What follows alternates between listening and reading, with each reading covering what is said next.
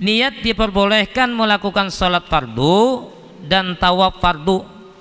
Misalnya kita berniat untuk melaksanakan sholat fardu, maka dengan niat ini kita diperbolehkan melakukan satu kali sholat fardu dan seluruh kesunahan. Nah, kesunahan dan seluruh hal yang membutuhkan tayamum seperti menyentuh Al-Quran dan sujud syukur. Artinya nih, ketika kita berniat untuk tayamum tadi, untuk melaksanakan sholat fardu, maka kita boleh melaksanakan sholat sunat ba'diyahnya. Nah, karena derajatnya tinggi sholat fardu tadi. Dan juga boleh untuk menyentuh Al-Quran, dan boleh juga untuk sujud syukur, karena niatnya tadi adalah untuk melaksanakan sholat fardu. Itu kalau niatnya sholat fardu. Yang kedua di sini,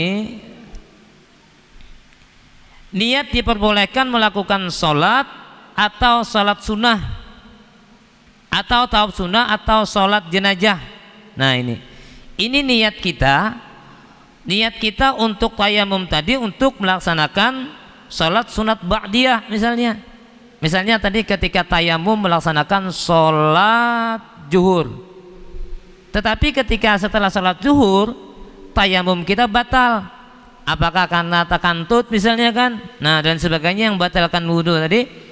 Nah, maka pada waktu itu kita berniat untuk melaksanakan sholat sunnah ba'diyah dengan bertayamum. Nah, ini nih, nah sholat sunnah, maka dengan niat demikian maka diperbolehkan untuk melakukan seluruh bentuk sholat sunnah tetapi bukan sholat fardu. Nah, termasuk fardu kifayah. Fardu kan kifayah tuh. Di sini jelaskan fardu aja, berarti fardu ain maupun fardu kifayah. Berarti kalau kita tayamumnya niatnya untuk ba'diyah, nah setelah itu ada jenazah datang, misalnya hendak disolatkan jenazah, lalu kita hendak memakai dengan niat tayamum sholat sunat tadi untuk sholat jenazah, maka tayamum itu tidak bisa dipergunakan untuk sholat jenazah fardu kifayah. Kenapa? Karena sholat jenazah adalah fardu kifayah, sholat fardu. Nah, kemudian yang ketiga, niat diperbolehkan menyentuh mushaf Al-Quran. Nah, misalnya ini ada Al-Quran, lalu kan ada banyu, lalu dengan tidak ada cara lain untuk mengangkat Al-Quran tadi, untuk menyentuh Al-Quran tadi, supaya kita itu kada berdosa. Ini Al-Quran yang dalam artian full, yang kemarin sudah dijelaskan kan full. Tapi kalau yang ada tafsirnya, ada terjemahnya, apabila terjemahnya lebih banyak, tafsirnya lebih banyak, maka walaupun tanpa berwudu itu boleh menyentuhnya. Tapi Al-Quran yang bagian yang kada ada apa-apanya itu, atau Al-Quran ada tafsirnya juga, tetapi ternyata tafsirnya jauh lebih sedikit dibandingkan dengan Al-Qurannya, maka itu tetap diwajibkan dalam keadaan suci dari hadas kecil maupun hadas besar. Nah, yang di sini adalah yang dimaksudkan niat diperbolehkan menyentuh Al-Quran yang tadi yang tidak boleh kalau kada wudu. Nah, niatnya yang gitu, hendak mengangkat Al-Quran misalnya, lalu kada banyu, tidak ada cara lain selain tayamum. Nah, maka atau hal-hal yang membutuhkan tayamum seperti sujud tilawah atau sujud syukur. Nah, misalnya niatnya pulang hendak sujud tilawah.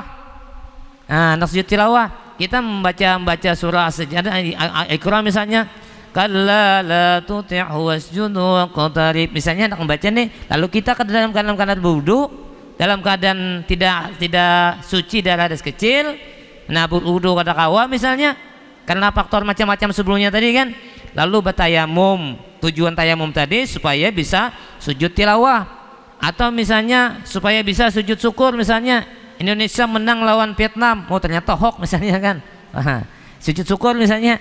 Nah, lalu bertayamum. Nah, dengan niat tayamum untuk menyentuh mushaf Al-Quran tadi, ataupun tujuannya untuk sujud tilawah tadi, ataupun tujuannya untuk sujud syukur tadi, maka dengan niat ini diperbolehkan melakukan semua yang membutuhkan tayamum selain sholat fardu dan sholat sunnah, serta hukum yang sejajar dengan sholat seperti tawaf. Nah, berarti kada boleh nih, kada boleh digunakan untuk sholat sunat. apalagi sholat fardu, dan tidak boleh juga digunakan untuk tawaf. Nah jelas ini selain sholat fardu dan sholat sunnah serta hukum yang sejajar dengan sholat seperti tawaf.